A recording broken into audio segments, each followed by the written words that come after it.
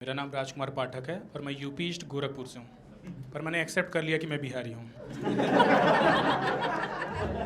हाँ, होता ही है। मेरा जो मैनेजर है ना, वो कहता है तेरी टोन से लगता है तू बिहारी है। शुक्र है मैं गूंगा नहीं हूँ, वरना तो उसका गेस कर, बोल दे भाई, कुछ तो बोल दे, कुछ तो बोल दे। ऐसा ही चल रहा होता। ऐसा नहीं है कि मैं बिहारियों से हेट करता हूँ, ऐसा कुछ नहीं।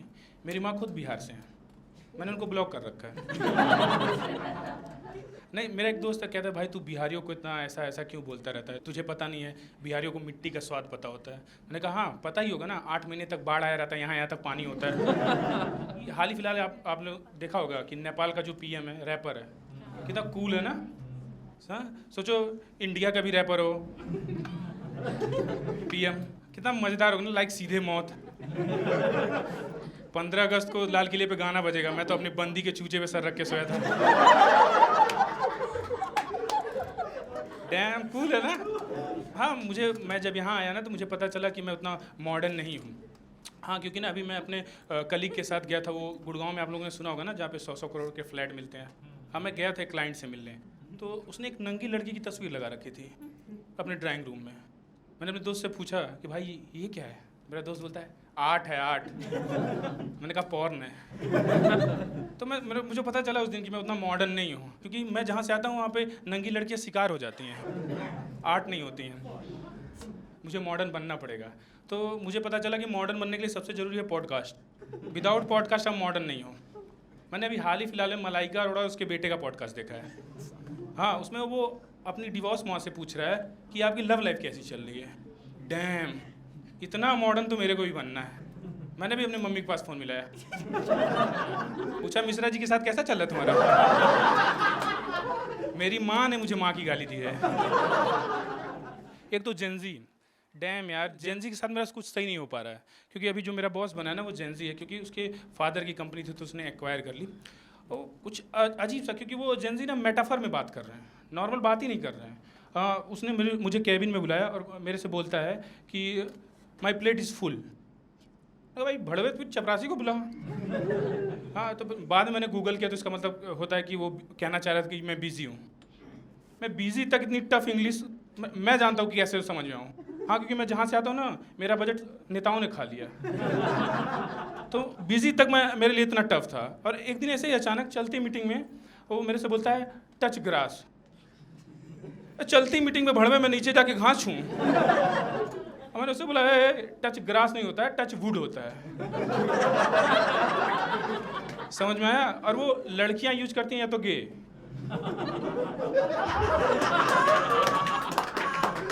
मैंने सोचा कि मैं उतना मॉडर्न नहीं हो पाऊँ तो थोड़ा मॉडर्न बनूँ, तो मुझे पता चला कि उसके लिए मुझे डिप्रेशन में जाना पड़ेगा।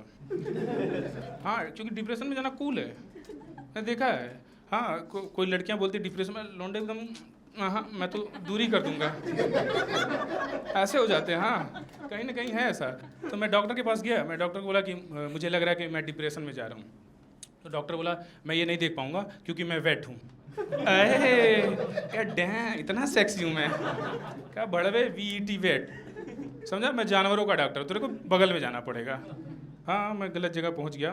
तो मैं उस डॉक्टर के पास गया, वो जो साइकाट्रिस्ट, क्या देखा, लड़कियां तुरंत करेक्ट करती हैं, उनको बर्दाश्त ही नहीं है कि लड़का इसको तो मैं फिक्स करूँगी। लौंडे बा भड़वे मजे आ रहा है, कर रहा तेरा जो चूतिया लग रहा है ना, तो करता जा ऐसा है। हाँ, मतलब मैं लड़कियों से कहना चाहता हूँ कि लड़कों को करेक्ट मत करो, मुझे करेक्ट करोगी तो मैं बीजेपी को वोट नहीं दे पाऊँगा। तो मैं गया उस साइकियाट्रिस्ट के पास, तो उसने मेरे से 2000 रुपये लिए और मेरे को टेस्ट पेपर दिया। मैंने कहा मैडम, मैं जहाँ से आता हूँ ना 2000 में प्रिंसिपल मेरा पेपर लिखता है। हाँ, और तुम मेरे को कह रही टेस्ट देने के लिए। और उसका पहला क्वेश्चन क्या था कि डिस्क्राइब करो कि तुम डिप्रेशन में क्यों जा रहे हो। ये तो मेरा पहला होना चाहिए ना। हाँ, और मैंने जैसे ही उसको फॉर्म फिल करके दिया ना, वो मेरे को बोलती है कि तुम पॉर्न एडिक्ट हो। क्या कि हाँ, तुम्हारे साथ ग्रे मैटर की कमी हो गई है तुम्हारे पास, इससे तुम्हारी याददाश्त कमजोर हो गई है और तुम कुछ भी इमेजिन करते हो ना उसको सच मान लेते हो। हाँ, तो मैं ये सुन के थोड़ा टेंशन में चला गया। तो उसने बोला कि टेंशन लेने की बात नहीं है, तुम ठीक हो जाओगे। मैं कहा मैडम, मैं अपने लिए टेंशन नहीं हूँ, मैं तो रोहित शर्मा के लिए टेंशन में हूँ। वो भी भूल जाता है, वो भी पॉर्न एडिक्ट है क्या?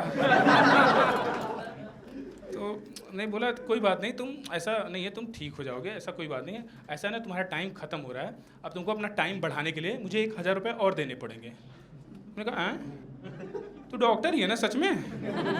तो बोले उसने बोला मेरे को, तू डेली इसी टाइम आ जाता है मेरे धंधे के टाइम, अब मेरा धंधा चौपट करता है और मेरे से डॉक्टर खेल के चला जाता है। अगली बार तू आइयो पिलर नंबर 146 पे, समझा? दिक्कत ये ना कि मैं अपने घर वालों को समझा नहीं पा रहा हूँ मुझे ये बीमारी है। हाँ, तो अभी हाल ही फिलहाल में ना मेरे फादर ने दूसरी शादी की है। हंसो मत यार। नहीं हंस सकते हो, मेरे मम्मी से की है। हाँ, वो शादी की सालगिरह उन्होंने मनाई, काफ़ी ग्रैंड, काफ़ी बहुत ज़रूरत से ज़्यादा खर्चा कर दिया। हाँ, उन्होंने इतना खर्चा कर दिया ना जिसमें मेरी और मेरी बहन दोनों की शादी हो जाती है। हाँ, क्योंकि मेरे फादर वो है ना पहले से सरकारी एम्प्लॉय हैं जिनका जूनियर उनसे अमीर है, तो वो इतना ज़्यादा खर्चा कर रहे थे तो मेरे को वो हुआ नहीं। आपने ब्रेकिंग बैड देखी? ब्रेकिंग बैड देखिए ना, उसमें बुढ़े को कैंसर होता है तो वो पूरी दुनिया की माँ बहन कर देता है। तो मेरे को लगा मेरे वाले बुढ़े को भी शायद मे भी कैंसर हो। हाँ, तो मैंने उनका ब्लड टेस्ट कराया तो वो नॉर्मल निकला। हाँ, तो फिर मैंने सोचा मे भी HIV हो। हाँ, तो उनका HIV पॉजिटिव, सॉरी निगेटिव निकला, ये निगेटिव होता है। हाँ, तो मैंने उनसे पूछा कि क्यों ऐसा क्यों है, आप इतना खर्चा क्यों कर रहे हो, ऐसा क्या है? उन्होंने बहुत गहरी बात बोल दी। उन्होंने बोला कि बेटे, हम मिडिल क्लास में ऐसा ही होता है कि जब हम अपनी आधी ज़िंदगी काट लेते हैं ना, तब हमें पता चलता है कि हमें ज़िंदगी जीनी थी। ओह, मैंने कहा पापा ऐसा मत करो यार, चाय में ना तम्बाकू मिला के मत पिया करो।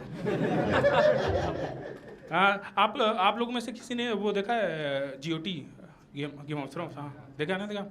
मैं ऑफिस में ना पॉलिटिक्स नहीं समझ पा रहा था, तो मेरे कलीग ने बताया कि तू गेम ऑफ थ्रोन्स देख भाई, उससे तेरा सब कुछ क्लियर हो जाएगा। और मैंने देखा, पहले सीजन के पहले एपिसोड में सब क्लियर हो गया। हाँ, ऑफिस में जितने भाई बहन बनते हैं ना, जो देख रहे हैं समझ रहे होंगे। लास्ट सीन है, लास्ट सीन।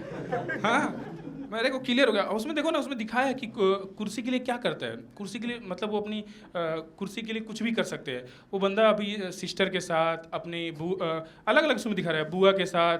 अब अभी तो उसका प्रीक्वल आया है जिसमें आप देखो ना, सेकेंड सीजन में वो अपने मदर के साथ। डैम, कुर्सी के लिए इतना ज़रूरी है।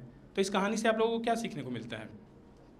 कुछ भी हो, आएगा तो मोदी ही। Thank you, that's my time.